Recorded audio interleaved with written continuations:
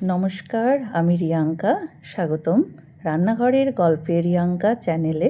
এখানে পাবেন সহজ, সুস্বাদু ও ঘরোয়া বাঙালি রান্নার পদ। তো যাই হোক, চলুন শুরু করা যাক আজকের রেসিপি মিষ্টি দই। 1 লিটার খাঁটি দুধ জাল করে 3 ভাগের 1 ভাগ করে নিলাম এবং তার মধ্যে 2 চামচ চিনি দিলাম।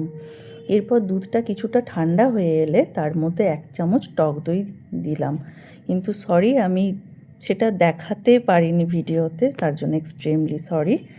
এরপর আরেকটা পাত্রে আরও 1 চামচ টক দই মাখিয়ে তার মধ্যে আমি সব দুধটুকু ঢেলে দিলাম এবং সেটিকে ঢাকনা লাগিয়ে একটি গরম স্থানে পুরো সারা রাতের জন্য রেখে দিলাম।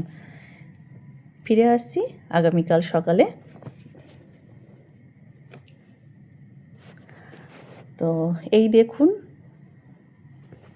ঢাকনাটা খুলি, দেখা যাক। ওয়াও, দইটা এত সুন্দর জমেছে, কল্পনারও অতীত। যতটা না এক্সপেক্ট করেছিলাম তার থেকেও অনেক বেশি সুন্দর হয়েছে দইটা। না জানি খেতে কতটা সুন্দর হবে। তো আজ এই পর্যন্তই। ফিরে আসছি নতুন কোনো ভিডিও নিয়ে। চ্যানেলটিকে সাবস্ক্রাইব করে সঙ্গে থাকুন।